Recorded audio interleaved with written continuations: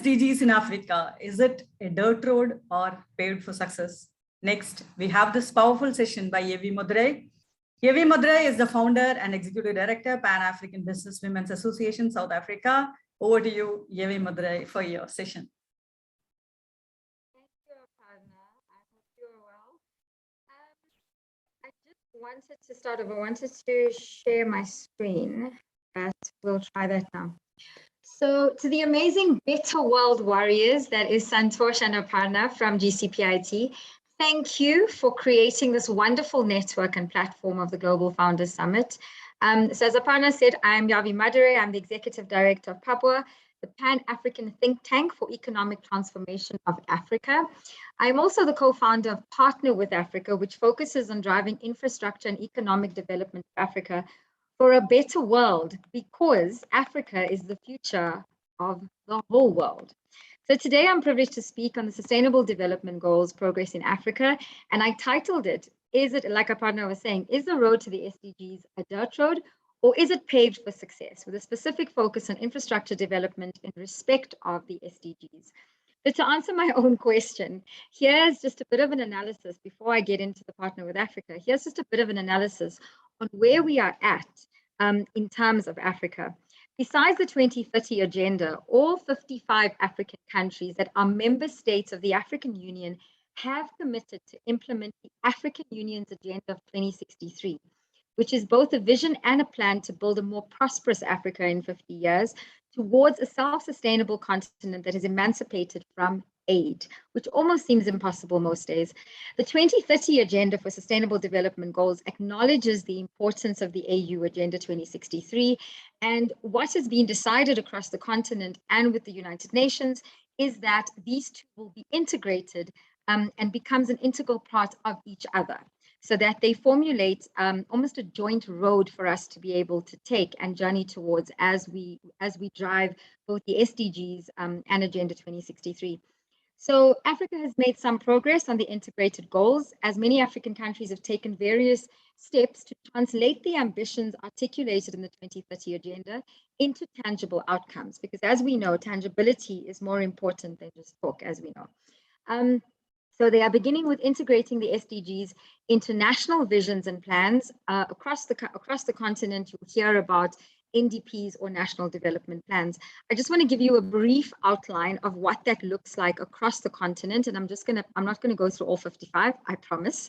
I'm just going to give you kind of some highlights over the last couple of years.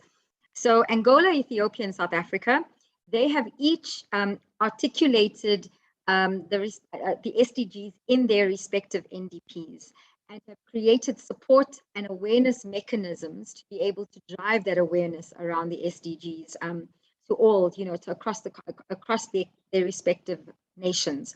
Uganda was one of the first countries to develop its national development plan way back when in 2015 and create SDGs as the center, and its government estimates that 70% of the SDG targets are reflected in their national development plan and growing.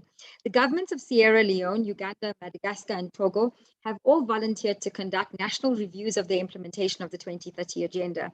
In 2016, actually, and it hasn't been held again, it probably will be held soon now after COVID, but in 2016, in July, each of these countries presented their respective reports at the UN High-Level Political Forum. And as you know, it's a follow-up and review of the Agenda 2063, Agenda 2030 and the SDGs, and provides policy guidance to countries for the implementation of goals. Liberia has created what they call, because Liberia is a fragile state and applies the New Deal principles, they have created their roadmap in terms of 2063 and 2030. Cabo Verde as a government convened an international conference on the SDGs in 2015, and they plan to hold their next one in 2023. Mauritania holds consistent national networks across the country to be able to provide tools and methodology for mainstreaming the SDGs into Mauritania's new strategy. Rwanda finally has created the SDG Center for Africa on behalf of the African Union, which ensures that the SDGs are placed at the heart of the African Union's agenda, and have created a dashboard for monitoring and evaluation of the SDGs against deadline. But I want everyone to bear something in mind, and I don't think that this is spoken about enough. There's so much focus on the SDGs in the developing world that we sometimes forget that the developing world is not necessarily completely responsible for the damage or destruction, shall I put it. So something to bear in mind is that, and I'm going to speak for Africa now, is that Africa's focus on the SDGs is more about infrastructure growth and creating a better life. If you look across the 17 goals, because for the continent's 1.3 billion people, there is very little that has been done in terms of that.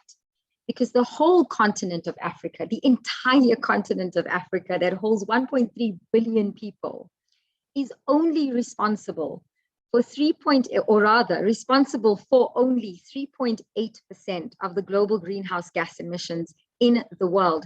It is the smallest in the world as compared to China's 23%, the US is 19%, 13% in the European Union.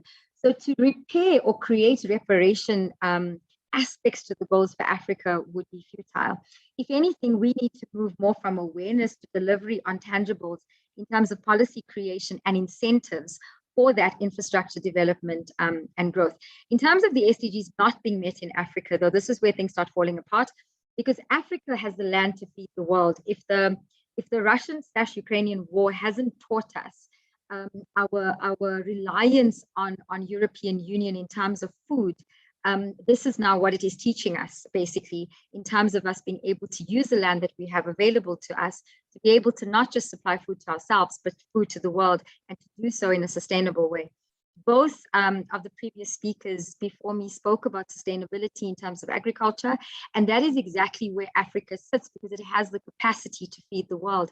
But then the world has to help Africa be able to develop in such a way that we are able to deliver on the benchmarks, on the goals, and being able to deliver on the demand in terms of that. Climate change in agriculture obviously disproportionately affects women and youth the most in Africa, because they are the largest segment of small-scale farmers. And this then has a direct impact on food supply, food security, and so on. This relates to the lack of infrastructure development in Africa as a lasting outcome of the effects of colonization, and unfortunately continuing neocolonialism in Africa, and particularly in Africa being highly vulnerable to that. So COVID did happen. We know this, we understand what has happened with COVID. And while the disease itself in Africa did not impact the humans directly in terms of, how we had large numbers, but nowhere near as the rest of the world, but it ravaged, it devastated our already fragile economies. And therefore, economic reconstruction and recovery plans must and should include the SDGs as the center of its rollout. And in that way, we build back better. So to quote a line from a famous song, Africa has 99 problems, but while greenhouse gas emissions cannot be laid at our door, Africa meeting its 2030 deadline definitely is not paid for success, but neither is it a dirt road. Probably a tarred road with many potholes. And without these roads being fixed, the last frontier that Africa is known as, because we're known as the last frontier, will not be able to deliver on a journey into the future. I just want to share with you very quickly, and I'm trying to find it. I just want to share with you very quickly. I want to share there we go. So I just want to take you through, there's just a few slides. In terms of Partner with Africa, I spoke about infrastructure development and being able to develop it from a dirt road to a road pay for success, and what needs to happen between now and being able to deliver on the SDGs, because that is where our SDG focus is on growth and development. So when we look at, and I just move this out of the way, when we look at, so as a founder member of, or as a co-founder of Partner with Africa, we look at funding of infrastructure development of Africa. And, it's a necessity. If we don't develop the developing world, there is no future for the world, because only Africa and other parts of the developing world have a growing, or the youngest continents. The aging world is the developed world. So we've got a disproportionate view. So we are management consultants, brokers, and deal makers who are also international relations specialists and advisors that are based all over the world. So am I, obviously. We have career histories that are diverse and look at various aspects in how we create that development. We do mergers and acquisitions, operations and due diligence, and integration and curation. So we look at various ways of being able to partner with Africa, but we are beyond partnering just with Africa. We are looking at it from a developed world versus a developing world, but it all started in Africa and therefore partner with Africa. We look at various aspects in terms of being able to create opportunities for both investment in infrastructure development and investment in the good economy. So the good economy being that social development, that development of the world that needs to move forward. So we look at massive funding and we look at facilitating huge funding opportunities for both NGOs and private investment firms. When we look at it from three aspects. It's environmental. And so Santosh and Aparna, you have had the biggest impact on me, because obviously our number one goal is that when we look at funding, we do not, I confirm, we do not look at funding that doesn't include environmental and sustainable goals, or environmental and sustainable impact rather. Digital inclusion funding. So digital inclusion obviously then leads to sustainability and how that sustainability rolls out. And infrastructure development funding, obviously. I just want to take you through this very, very quickly. It's only a few. So these are the pillars that we look at. And if you look at SDG 9 specifically, when it looks at infrastructure development and having a future, these are the two things that we look at, is that how do we create that infrastructure for environmental sustainability. So we do not look at infrastructure funding where environmental sustainability is not first and foremost. Digital inclusion.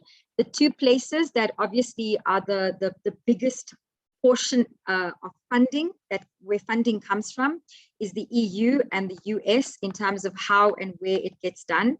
So we are an agency for the other funding agencies to be able to do that due diligence and make sure that where the funding goes to in Africa is in the correct places and at the right places. No corruption, no issues, no drama. We make sure everything is clean and clear. What we did is that we created what we call project templates, so that that infrastructure, that funding does not take 2 to 3 to 5 years to be able to, from the date of the availability of funding to receiving the funding. Our turnaround is between 3 to 6 months. So from the time you get approved for funding, whichever nation you are, especially obviously the developing nations of the world, ACP countries, you are able to get your funding once it's approved within 3 to 6 months, not 3 to 6 years. So we've spent long and hard work being able to create that. And here's the sweet spot around that sustainable environmental impact. So we look at obviously digital connectivity first as a pilot, because without that, nothing else can work. We look at mobility or logistics and transport and ensuring mobility of people in the developing world, and I'm sure in parts of the developed world as well. But the poorest people live the furthest away from their place of work. So they live in poorer parts of the country, or deemed poorer parts of the country from a capitalist society perspective. However, they pay more to get to where they need to be.